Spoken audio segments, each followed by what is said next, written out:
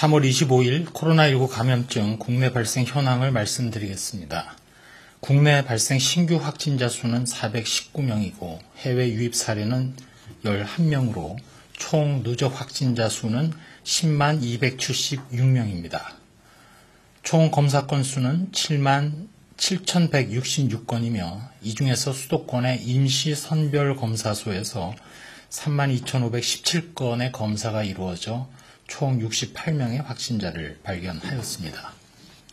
신규로 508명이 격리 해제되어 현재는 6,499명이 격리 중입니다.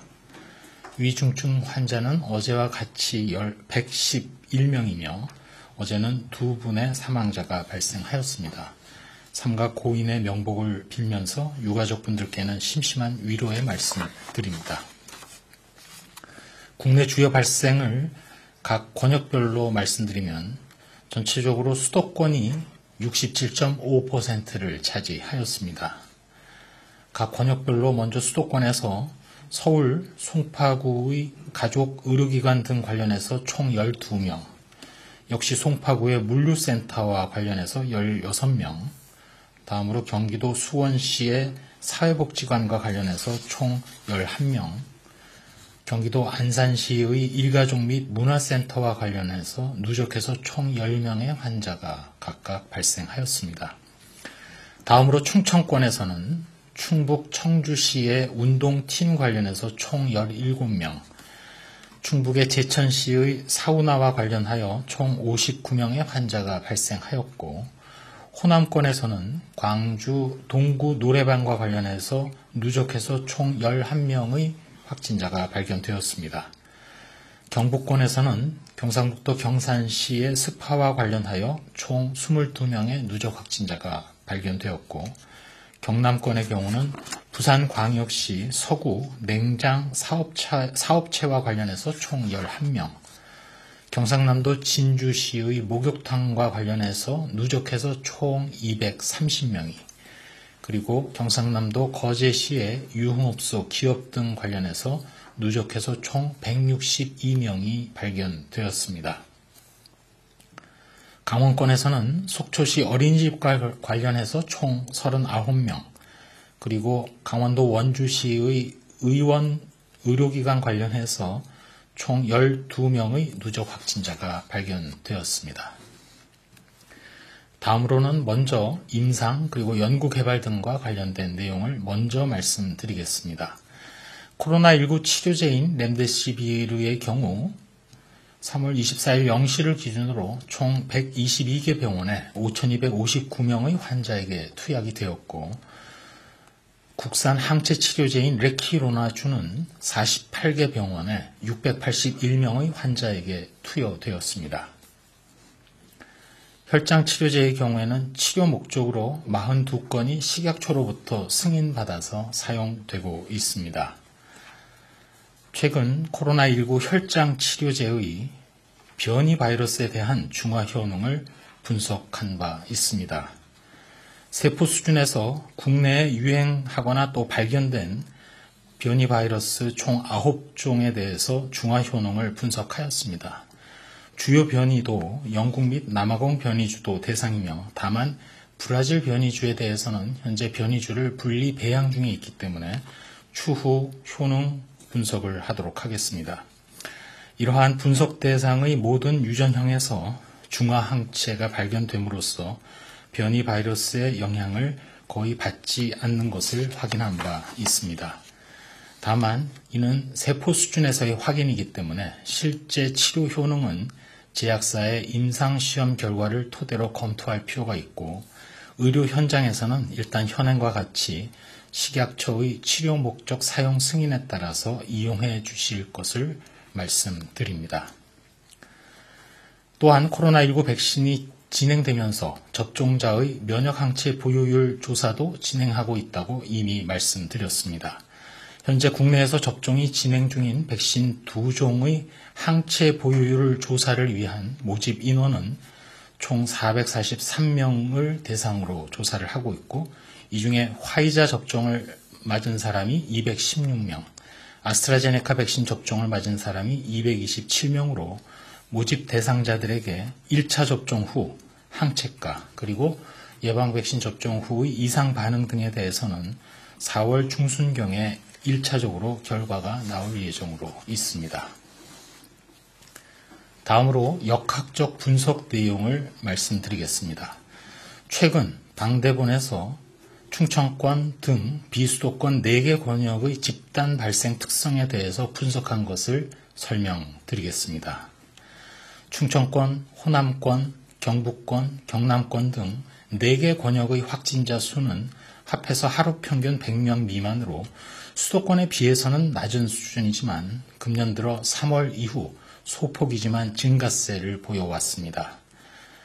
최근 4주간 비수도권 확진자의 약 60%가 집단 발생에 기인한 것이며 주로 영국 변이 그리고 기타 변이 중에 미국 변이 등에 의한 변이 바이러스의 지역사회 유행 사례도 지속적으로 발생을 하면서 대규모 집단 발생의 간헐적 유행 이후 그 여파에 의해서 해당 지역사회 내에서 확진자 접촉 등을 통해서 산발 사례로 이어지는 발생이 증가하는 양상입니다. 권역별 특징을 각 권역별로 말씀을 드리면 충청권의 경우에는 육가공업이나 제조업 등 사업장 중심의 유행이 전체 집단 발생의 절반 이상을 차지합니다. 호남권의 경우에는 교회, 콜센터, 실내 체육시설 등 코로나19 전파 위험이 높은 이미 알고 있는 고위험 시설에서의 발생이 많았습니다. 경북권의 경우에는 지인 모임, 설, 명절 전후로 가족 모임을 통한 지역사회 내 추가 전파가 주된 전파 경로로 분석됩니다. 경남권의 경우는 의료기관, 노인 요양시설과 같은 감염 취약시설, 그리고 다중이용시설로 목욕장, 골프장과 같은 시설을 중심으로 주로 중장년층의 유행이 지속되고 있습니다. 하루 300명, 400명대의 환자 발생이 지속되면서 전국적인 코로나 발생 상황을 안정시키기 위해서 저희 방역당국에서는 권역별로 유행 특성에 기반한 지역별 맞춤형 대응 전략이 필요하다고 평가하고 있습니다. 이를 위해 권역별로 해당 지자체와 함께 협력하여 지역별 발생 원인을 심도 있게 분석하고 조치사항 등을 협의하고 진행하도록 하겠습니다.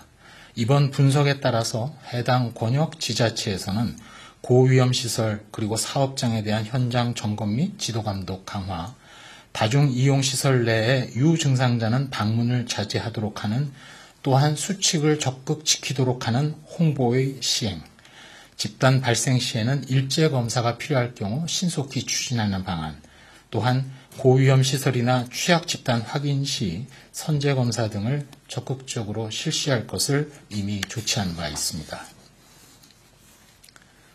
다음으로는 고위험 시설 중에서 특별히 교회 관련 집단 발생 사례에 대해서 설명을 드리겠습니다. 최근 전반적으로는 교회 관련 집단 발생은 감소하고 있습니다. 다만 다음 주에 부활절 기간을 앞두고 지속적으로 확인되고 있는 위험 요인을 분석해서 말씀드립니다. 금년 들어 교회 관련 집단 발생은 총 41건에 1,552명이 발생하였습니다. 지난 2월 중순 이후로 발생 규모는 줄어들어 왔습니다. 교회 관련 집단 발생은 주로 예배를 전후해서 교인 간의 소모임을 통한 전파, 그리고 예배 이후에는 가족 및 지인, 직장 등에서 추가로 전파되는 양상을 보여왔습니다.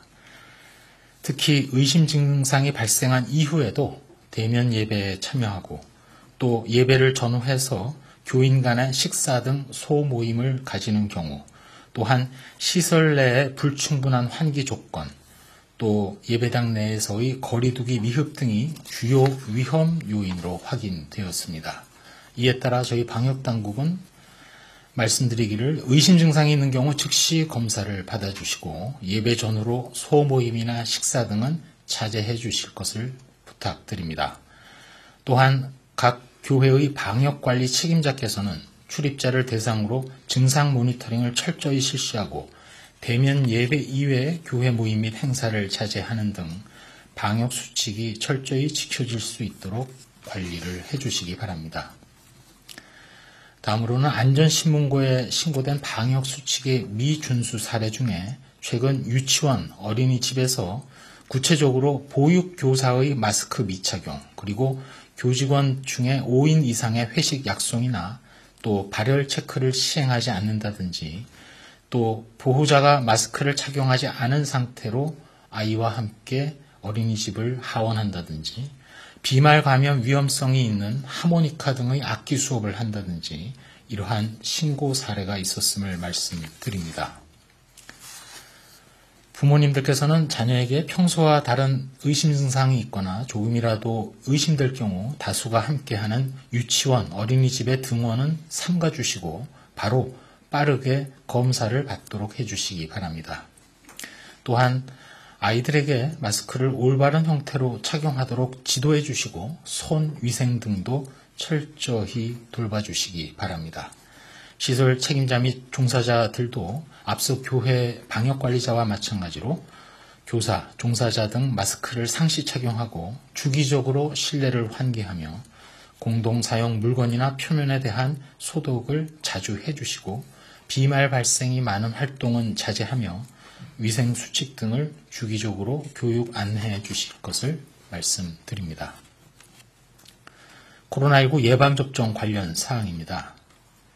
3월 25일 0시를 기준으로 해서 신규 1차 접종자는 28,222명입니다. 총 73만 3,124명이 1차 접종을, 그리고 2차 접종자는 총 2,691명이 완료하였습니다.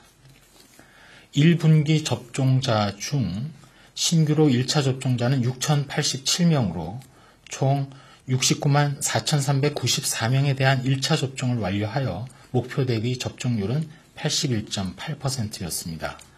접종 기간 및 대상자별로 보면 요양병원이 86.0%, 요양시설이 89.1%, 1차 대응 요원이 73.0%, 병원급 이상 의료기관이 77.2%를 완료하였습니다. 예방접종 후 이상 반응으로 의심되어 신고된 사례는 누적해서 총 40,10건이며 신규로는 78건입니다.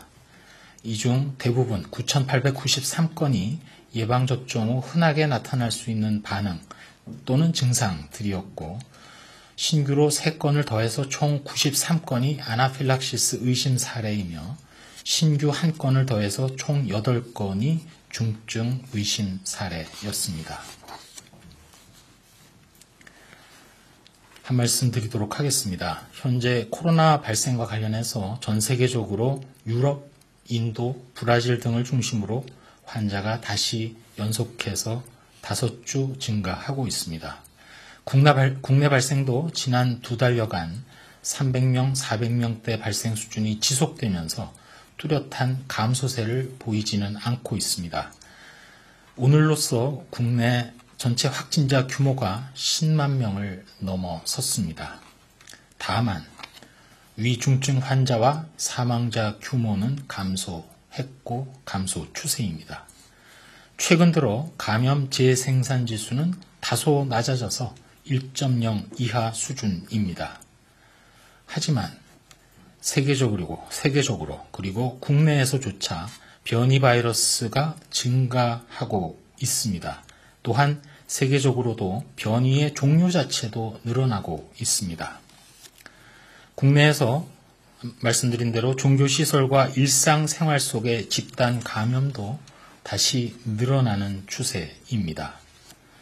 이동량도 증가하고 있습니다. 거리두기 장기화로 방역 피로도가 높아져서 수칙 준수에 대한 방심이 우려됩니다. 저희 방역당국은 65세 이상 고위험군에 대한 백신 방어 효과가 나타날 것으로 기대되는 우선 1차적으로는 9월 중순까지 계획대로 차질 없이 예방접종을 신속하게 시행합니다. 지금 저희 당국은 코로나19 3차 유행이 여전히 진행 중인 것으로 판단하고 있는 가운데 국내에서의 변이 바이러스의 확산에 대해서도 적극 대처하고 있습니다.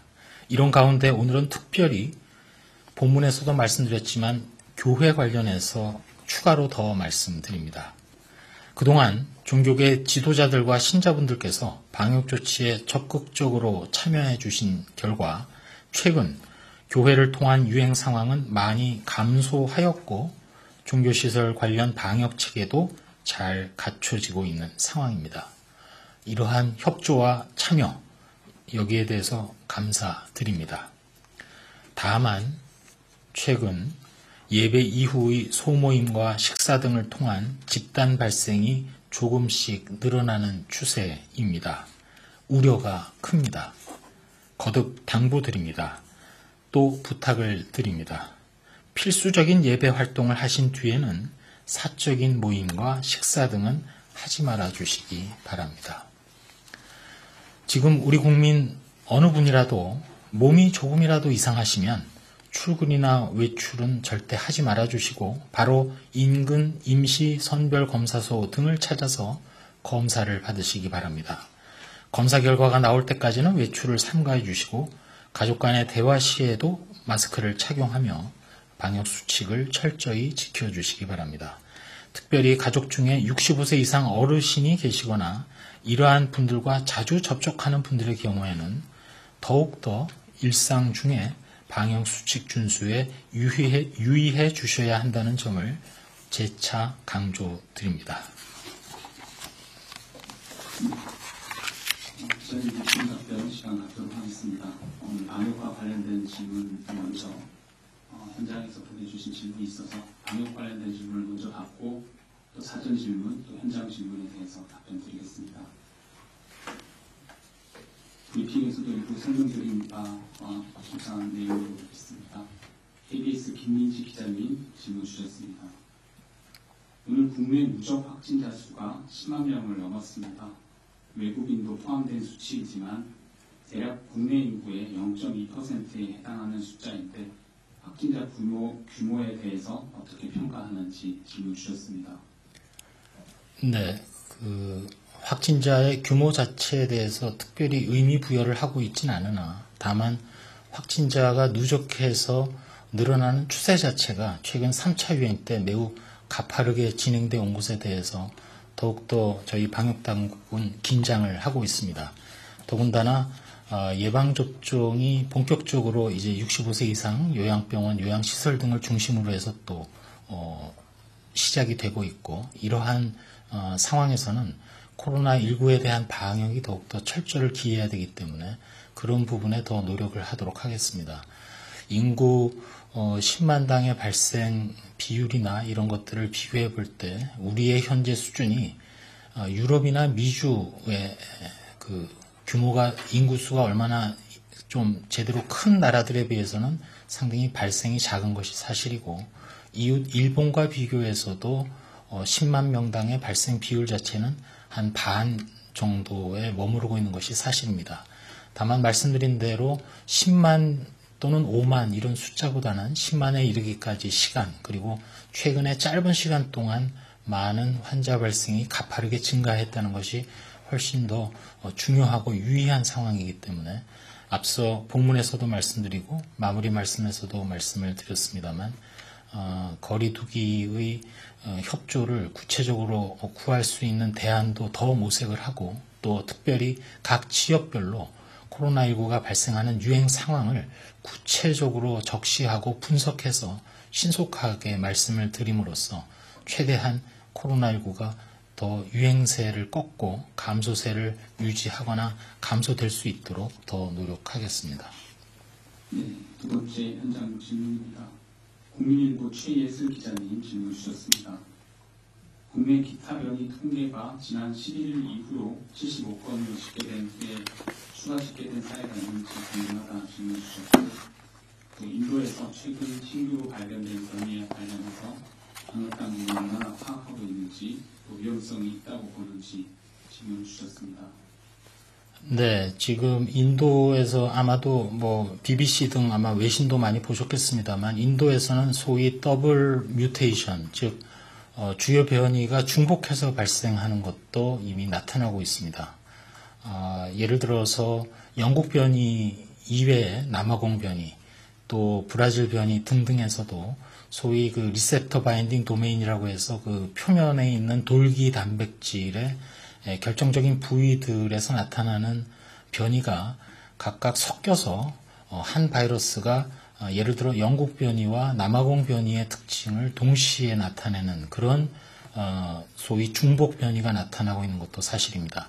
그런 것들을 저희가 다 인지하고 있고, 현재 3월 달 들어서는 국내외에서 유입되는 거나 국내 발생하는 거나 저희가 한 10건당 한 건의 비율로 바이러스 분석을 계속 진행을 하고 있고, 또 입국에 대한 특별 입국 대책도 강화되어 있는 상황이기 때문에 그러한 부분을 모니터링은 물론 국내 유입이 차단될 수 있도록 조치를 계속 진행을 해서 최대한 국내 유입을 차단하거나 또 지연시키거나 하는데 노력을 하고 있다는 말씀을 드리고, 국내 기타 변이와 관련해서는 집계된 사항들을 저희가 주로 일주일에 한 번씩 말씀을 드리기 때문에 다음 아마 기회가 되면 또 말씀을 드리도록 하겠습니다만, 지난 3월 22일 현재로 볼 때는 기타 변이 바이러스가 총 118건이 일단 확인되었습니다. 그 중에는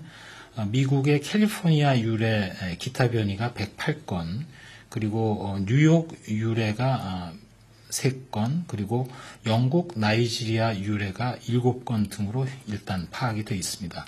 이 부분은 질문을 하셨기 때문에 일단 답을 드렸고, 저희가 정기적으로 그 주요 변이 또 기타 변이 등 정리가 되는 대로 말씀드리도록 하겠습니다.